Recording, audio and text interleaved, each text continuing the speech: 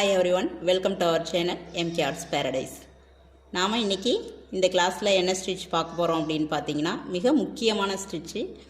இந்த ஸ்டிச்சு நம்ம basic chain stitch. அந்த பேசிக் செயின் ஸ்டிச்சில் ஃபில்லிங் ஸ்டிச் பார்க்க போகிறோம். இதை தாம்பூர் ஸ்டிச் அப்படின்னு நம்ம சொல்லுவோம்.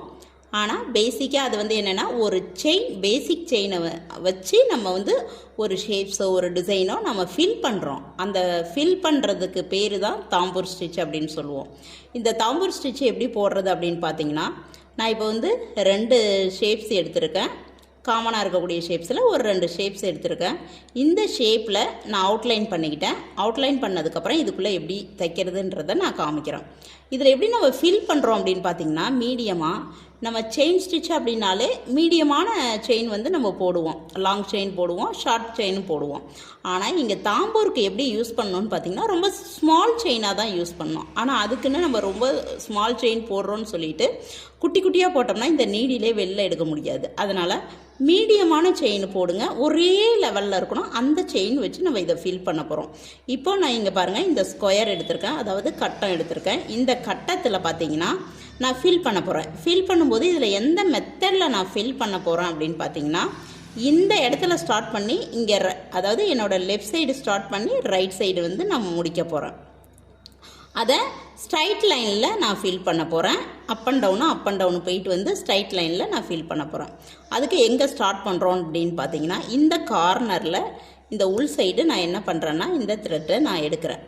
எடுத்துட்டு இந்த கோட்டுக்கும் வெளியில், அதாவது அந்த நம்ம அவுட்லைன் கொடுத்துருக்கோம் இல்லைங்களா, அதுக்கும் வெளியில் ஒரு லாக் போட்டுடுறோம்.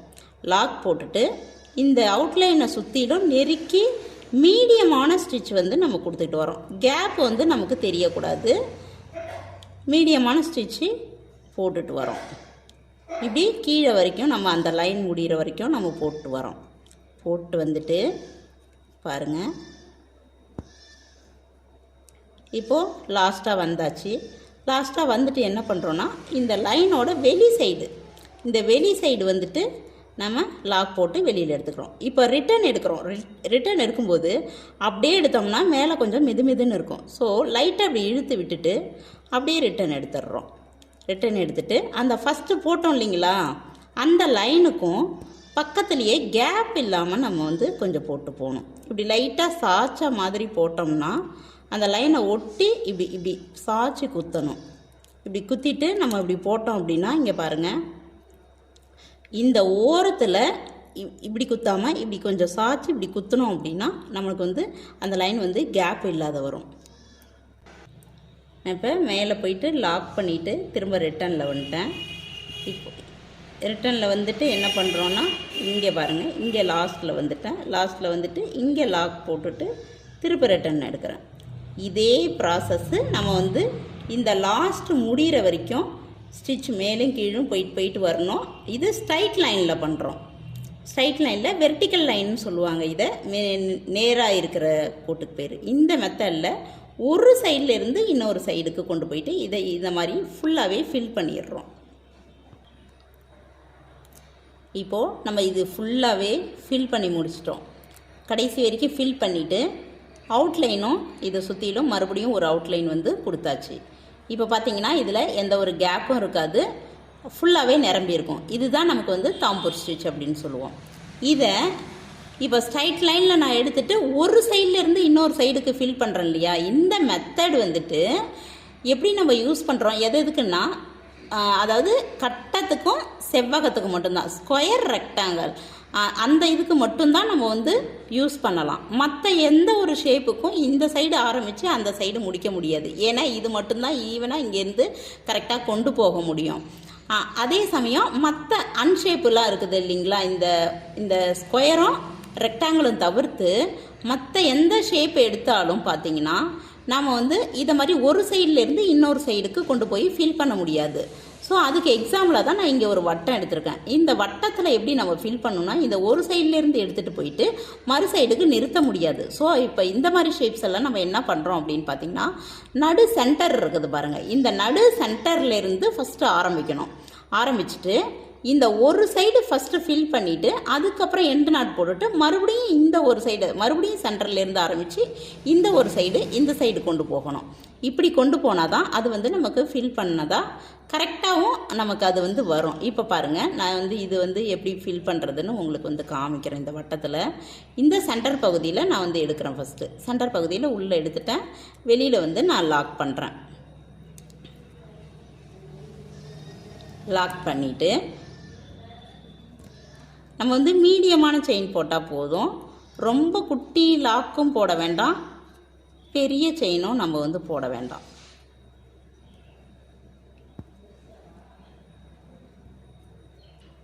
இப்போ பார்த்தீங்கன்னா ஸ்டார்டிங்கில் இந்த இடத்துல பார்த்தீங்கன்னா ஒத்த நூல் வந்துருச்சு. ஸோ அதை நான் மெயின்டைன் பண்ணிட்டு வீடியோ எடுக்கிறதுனால அப்படியே கண்டினியூ பண்ணிட்டு வரேன். இதுக்கப்புறம் பார்த்தீங்கன்னா 2 நூல் வரும். நீங்கள் வந்து கரெக்டாக 2 நூல் வருதான்னு செக் அவுட் பண்ணி பார்த்துட்டு அதுக்கப்புறம் நீங்கள் ஸ்டிச் பண்ணுங்கள். இப்போ இதோட நம்ம முடிச்சிட்டோம். முடிச்சுட்டு திரும்ப இந்த லாஸ்ட்டாக லாக் போட்டுட்டு திரும்ப ரிட்டன் போகிறோம். ரிட்டன் போகும்போது இந்த டேர்னிங் வந்து நம்ம அப்படியே இழுத்துட்டு பண்ணுறோம் அப்படின்னா ஒன்றுமே பிரச்சனை கிடையாது. நம்ம அந்த ஸ்கொயருக்கு எப்படி போட்டோமோ அதே மாதிரியே தான் நம்ம போகிறோம். மேலேருந்து கீழே வரோம், கீழே இருந்து மேலே போகிறோம். இதே ஸ்டெப்பு தான் நம்ம வந்து ஃபுல்லாகவே ஃபாலோ பண்ணி இந்த வட்டத்தை ஃபுல்லாகவே நம்ம ஃபில் பண்ணுறோம்.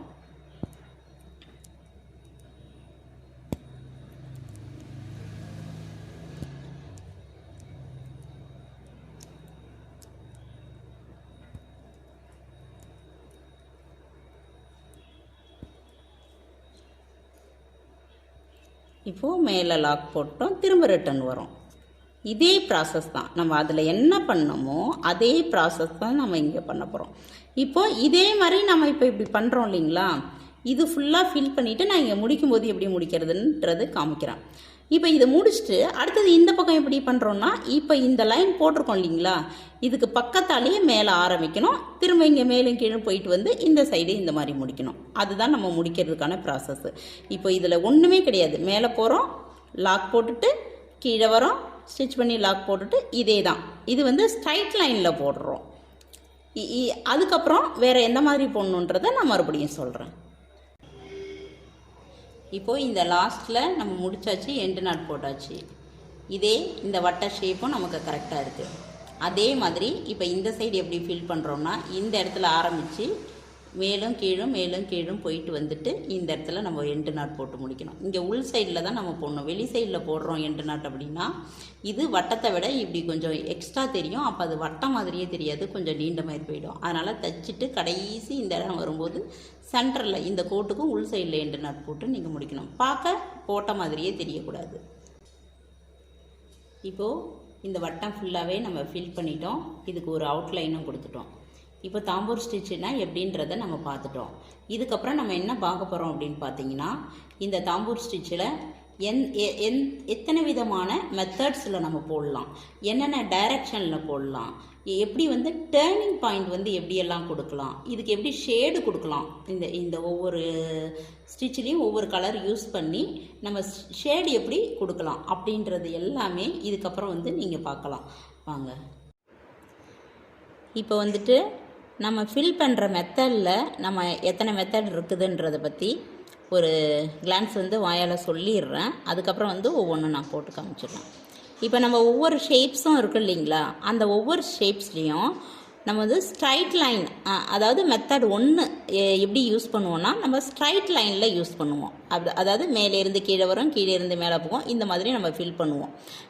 முன்ன வந்து இந்த ஸ்கொயர் வட்டம் போட்டு காமிச்சோம் இல்லைங்களா, அந்த மாதிரி ஸ்ட்ரைட் லைனில் பண்ணலாம். இன்னொன்று வந்து இப்போ இந்த லீஃப் ஷேப் இருக்குதுன்னு பாருங்களேன், ஐ ஷேப் இருக்குது, சாரி இது வந்து ஐ ஷேப்பு. இதில் வந்து பார்த்திங்கன்னா இப்படி கிராஸாக நம்ம வந்து ஃபில் பண்ணலாம். இது வந்து ஸ்லாண்டிங் லைன் அப்படின்னு சொல்லுவோம். நம்ம இந்த ஸ்லாண்டிங் லைனில் நம்ம பண்ணும்போது ஒவ்வொரு ஷேப்புக்கு தகுந்த மாதிரி அந்த ஷேப் எப்படி இருக்கோ அதுக்கு வந்து நம்ம பண்ணுவோம். இப்போ ஃபார் எக்ஸாம்பிள் இந்த டைமண்ட் ஷேப்லாம் பார்த்திங்கன்னா அது வந்து ஸ்லாண்டிங் லைனில் தான் பண்ண முடியும். ஸ்ட்ரைட் லைனில் பண்ணலாம், பட் இருந்தாலும் அது ஸ்லாண்டிங் லைனில் பண்ணால் நல்லாயிருக்கும். ஸ்ட்ரைட் லைன்லேயும் பண்ணலாம், ஸ்டாண்டிங் லைன்லேயும் வந்து நம்ம பண்ணலாம். அதுக்கடுத்தது கர்வ் லைனில் வந்து நம்ம பண்ணுவோம். 3வது மெத்தட் வந்து, அதாவது ஃபஸ்ட்டு மெத்தட்லேயே 3 இருக்குது. ஸ்ட்ரைட் லைனு, ஸ்லாண்டிங் லைனு, அதாவது நேர்கோடு, சாய்வு கோடு, அதுக்கு அடுத்தது வளைவு கோடு. இந்த 3 மெத்தட்லேயும் ஃபஸ்ட்டு மெத்தடில் வந்து நம்ம யூஸ் பண்ணுவோம். அதாவது ஒரு கோடாக நம்ம யூஸ் பண்ணுவோம்.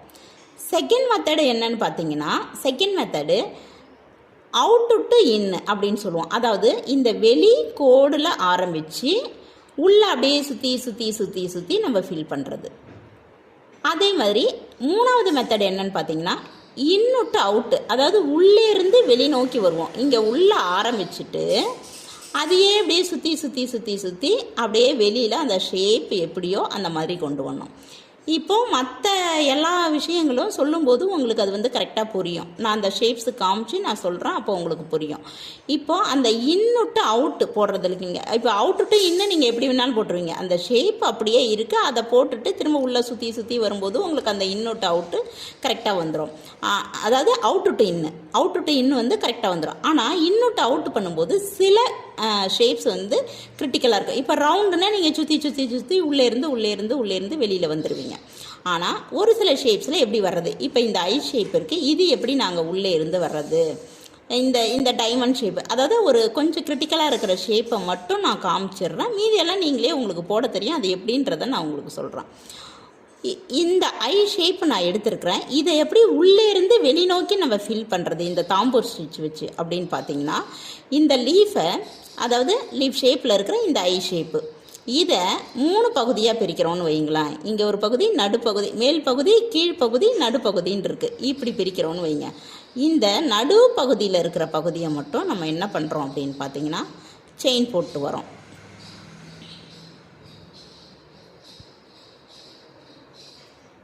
இப்போது நடுப்பகுதி நான் செயின் போட்டுட்டேன். இங்கே ஒரு சின்னதாக லாக் போட்டுட்டேன். இப்போ என்ன பண்ணணுன்னா, இதை நம்ம சுற்றி சுற்றி வரணுன்னா இந்த கோட்டை நம்ம பேஸாக வச்சு அதுக்கு பக்கத்தால் போட்டுட்டு நம்ம சுற்றி சுற்றி நம்ம வரணும். செயின் போட்டே வரணும். மீடியமான செயின், அதாவது தாம்பூர் செயின்னா மீடியமான செயின் தான் நம்ம போடுறதா அர்த்தம். இப்போது இந்த இடத்துல எப்படி நம்ம அப்படியே சுற்றினோம்னா ரவுண்ட் ஆகிடும். ஸோ இந்த இடத்துல என்ன பண்ணணும்னு பார்த்தீங்கன்னா, எக்ஸ்ட்ரா ஒரு லாக் போட்டுட்டு அந்த ஷார்ப்பு பகுதியை கொடுத்துட்டு நம்ம இப்படி திரும்பி வரணும். அப்போ தான் அது ஷார்ப்பாக கிடைக்கும் நமக்கு. இப்போ இங்கே போகிறேன், அப்படியே நான் சுற்றி போகலாம். அப்படியே சுற்றி போகாத, இதோட முடிஞ்சிடுச்சு. எக்ஸ்ட்ரா ஒரு செயின் மேலே போட்டுட்டு அதுக்கப்புறம் இப்படி கீழே இழுத்துட்டு இந்த மாதிரி நான் போடுறேன் அப்படின்னா அந்த இடத்துல எனக்கு ஒரு ஷார்ப்பு கிடைக்கும். அந்த ஷார்ப்பு தான் நமக்கு அந்த ஷேப்பை உருவாக்குது. இப்படி இதை சுற்றி சுற்றி நம்ம போடும்போது இப்போ இந்த இடத்துல முடிஞ்சிருச்சு. இப்போ என்ன பண்ணுறோம், அப்படியே இப்படி சுற்றி வராமல் எக்ஸ்ட்ரா ஒரு செயின் போட்டு அந்த ஷார்ப்பு கொண்டு வரோம். இப்போ உங்களுக்கே தெரியும் ஓரளவு இந்த ஷேப்போட தன்மை எப்படியோ அதே மாதிரியே உள்ளே உருவாகி வருதுங்களா. இதே மாதிரியே நம்ம போட்டுட்டு வந்தோம்னா இந்த ஷேப்பை கரெக்டாக நம்ம கொண்டு வந்துடலாம். இதே மாதிரியே நம்ம போட்டுட்டு இது ஃபுல்லாகவே சுற்றிட்டு வந்தோம் அப்படின்னா இந்த ஷேப்பு கரெக்டாக நம்மளால் கொண்டு வர முடியும். இப்போது இதை நான் ஃபில் பண்ணிவிட்டு உங்களுக்கு எப்படின்னு சொல்கிறேன். அப்போ இந்த மாதிரி ஷேப் இருக்கும்போது எப்படி கொண்டு வர்றதுன்றதை நான் இதை ஃபில் பண்ணிவிட்டு உங்களுக்கு நான் காமிக்கிறேன். இப்போது இது ஃபுல்லாகிடுச்சு. அதாவது நம்ம தாம்பூர் ஸ்டிச் வச்சு இன்னுட்டு அவுட்டு, அதாவது உள்ளிருந்து வெளியில் வரோம். இந்த மெத்தடில் நம்ம இந்த ஐ ஷேப்பை நம்ம ஃபில் பண்ணியிருக்கோம். இப்போ இது எப்படி ஃபில் பண்ணுறதுன்றது ஸ்ட்ரைட்டாக சென்டரில் ஒரு லைன் எடுத்து அதை சுற்றி வந்துடுறோம். 2 சைடும் லாக் போட்டுட்டு அப்போ கரெக்டாக வந்துடுச்சு. இந்த ஷேப்பு, இந்த ஸ்கொயர் ஷேப்பு, இதெல்லாம் எப்படி வர்றதுன்றதை இப்போது இதில் காமிக்கிறேன் பாருங்கள். ஃபஸ்ட்டு என்ன பண்ணுறோம் அப்படின்னா, இந்த ஷேப் எப்படி இருக்கோ இதே மாதிரியே குட்டியாக உள்ள ஒரு ட்ரையாங்கிள் போடணும். 3 செயின், இந்த பக்கத்துக்கு ஒரு செயின், இந்த பக்கத்துக்கு ஒரு செயின், இந்த பக்கத்துக்கு ஒரு செயின். அப்போது மேலே உச்சியில், நடு சென்டரில் உச்சியில் ஒரு நம்ம த்ரெட் எடுக்கிறோம். எடுத்துட்டு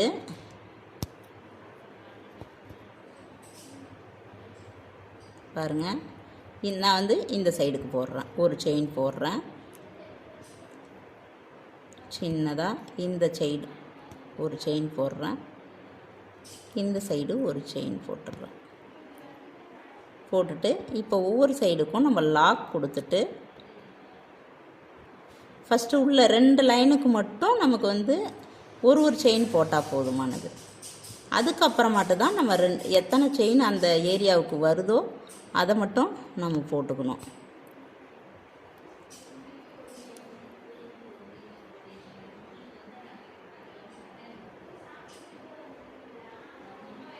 இப்போது இந்த இடத்துல நூல் வந்து பிரிஞ்சிருச்சு, அதை கொஞ்சம் அட்ஜஸ்ட் பண்ணிட்டு போட்டுருவோம். இப்போ ஒரு செயின் போட்டாச்சு. இந்த இடத்த ஒரு லாக் போடுறோம். போட்டுட்டு இந்த சைடுக்கு போகிறோம், ஒரு செயின் போடுறோம். இருங்க வர இந்த சைடுக்கு ஒரு செயின் போடுறோம், ஒரு லாக் போடுறோம். இப்போது இந்த சைடு ஒரே செயினாக போடக்கூடாது, 2 செயின் போடுறோம். நம்மளுக்கு தகுந்த மாதிரி அதை வந்து அந்த இடம் எவ்வளோ இருக்கோ அதுக்கு தகுந்த மாதிரி நம்ம வந்து செயின் போட்டுக்கணும். இப்போ அடுத்தது பார்த்திங்கன்னா நமக்கு 2 செயின் தேவைப்படுது, ஒரு லாக் தேவைப்படுது.